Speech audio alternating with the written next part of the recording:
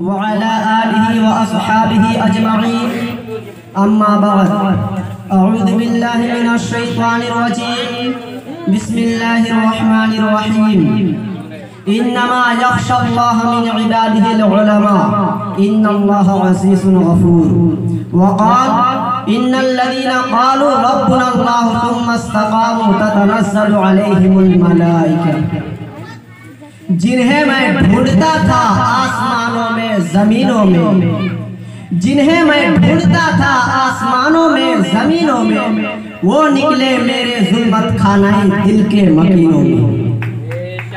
حضرات، آج میں بلندان باصفا شہیدان عشق و وفا وارثان بلال رضی اللہ عنہ اور سراخیل آزادی کے تذکرے کی سعادت حاصل کر رہا ہوں، جن کا قلب و جگر اسلام کی عظمت سے معمور تھا، جن کے چہرے پر عزم و استقلال کی کرنیں جلوہ فکن تھی، جن کا دل جذبہ جہاد سے سرشار تھا، جنہوں نے اپنی زندگی اسلام کی سربلندی اور اعلاء کلمت اللہ کے لیے وقف کر دی، جن کی ایک تاریخ ہے، جن کی ایک داستان ہے، جنہوں نے ہر دور میں اسلام کی آبیاری کی ہے اور چمنستان اسلام کی طرف بڑھنے والی ہر باد سمون کی راہ میں دیوار آہنی بن کر حائل ہو گئے ہیں۔ حضرات، اس چمنستان عالم کا پتا پتا اور بوٹا بوٹا اس بات پر شاہد ہے کہ یہ طبقہ ان اصحاب فکر و نظر اور وارثان قلب و جگر کا طبقہ ہے، جنہوں نے تاریخ کے ہر نازک موڑ پر اس امت کی رہنمائی اور دستگیری فرمائی ہے۔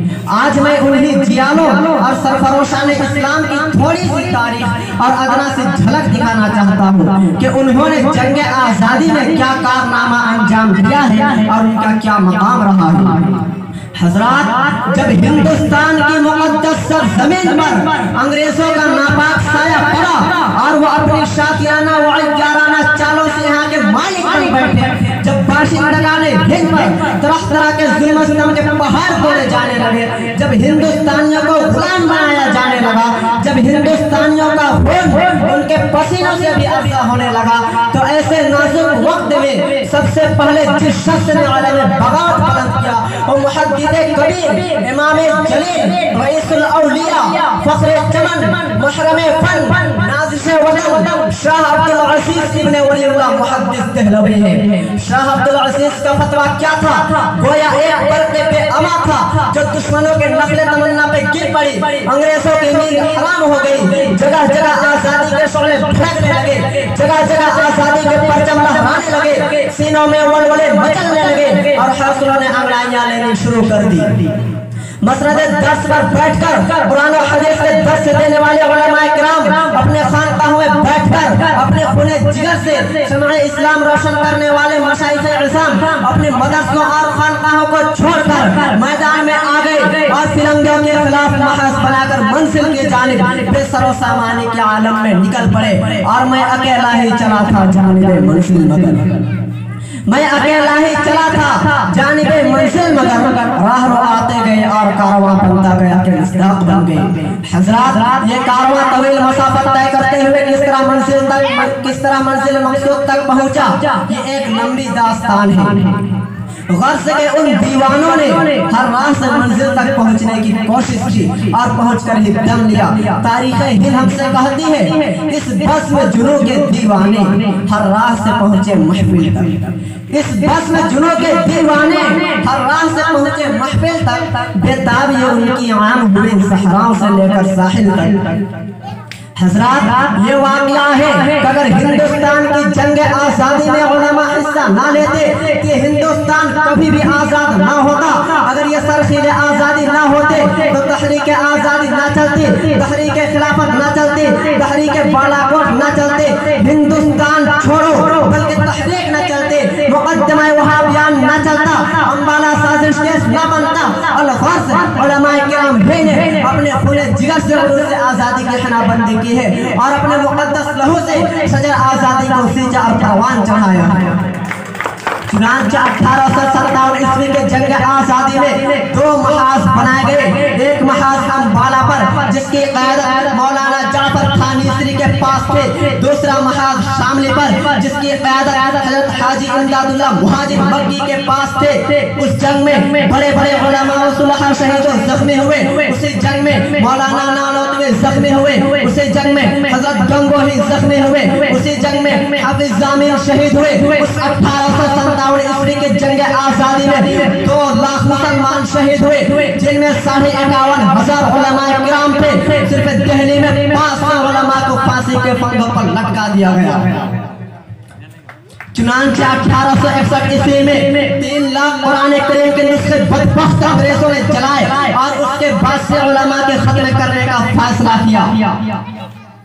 अंग्रेज मुअर्रिख मिस्टर एडवर्ड टॉमसन अपनी याददाश्त में लिखता है कि 1864 ईस्वी से लेकर 1867 ईस्वी तक अंग्रेज ने उलमा को खत्म करने का फैसला किया और ये 3 साल हिंदुस्तान की तारीख के बड़े अलमनाक साल हैं। इन 3 सालों में अंग्रेज ने 14,000 उलमा को तख्तेदार पर लटका दिया। टॉमसन कहता है कि दिल्ली की चांदनी चौक से लेकर खैबर तक कोई ऐसा दरख्त ना था जिस पर उलमा की गर्दनें न लटके हुए हो। टॉमसन कहता है कि उलमा के जिस्मों को तांबे से ढका गया। टॉमसन कहता है कि उलमा को सूअरों की खालों में बंद करके जलते हुए तंदूरों में डाला गया। टॉमसन कहता है कि उलमा को हाथियों पर खड़ा करके दरख्तों से बांधकर हाथियों को नीचे से चला दिया गया। टॉमसन कहता है कि लाहौर की शाही मस्जिद जिसके शहर में अंग्रेज ने फांसी का फंदा बनाया था, उसमें एक दिन में 80 उलमा को फांसी दी जाती थी। टॉमसन कहता है कि लाहौर की दरिया रावी में 80 उलमा को गोलियों में बंद करके डाल दिया जाता और ऊपर से गोलियों का निशाना बनाया जाता। टॉमसन कहता है कि जब मैं दिल्ली में अपने खेमा में गया तो मुझे मुर्दार की बदबू महसूस हुई। मैं खेमा के पीछे चला गया तो क्या देखता हूँ कि आग के अंगारे दहक रहे हैं और 40 उलमा को कपड़े उतारकर उन अंगारों पर डाल दिया गया है। मेरे देखते ही देखते 40 और उलमा को बुलाया गया। मेरे सामने उनके कपड़े उतारे गए। अंग्रेज ने कहा, मौलवियों, जिस तरह इन 40 को पकाया गया है इसी तरह तुम्हें भी पका दिया जाएगा। टॉमसन कहता है कि मुझे पैदा करने वाले की कसम, कोई आलिम में ऐसा नहीं था। सारे के सारे आग में पक गए मगर किसी ने भी अंग्रेज के सामने अपनी गर्दन नहीं झुकाई। हज़रात, उनके शहरान इस्लाम असरफरोशान खैरुल अनाम के सच्चे जानशीन और हकीकी वारिस शेखुल हिंद और शेखुल इस्लाम और मौलाना उबैदुल्लाह सिंधी रहमतुल्लाहि अलैहि 1857 ईस्वी के बाद 1947 ईस्वी तक आज़ादी के सरखील और कमांडर यही हजरात थे। आज ये लोग दुनिया तारीख में असीरान माल्टा के नाम से जाने जाते हैं।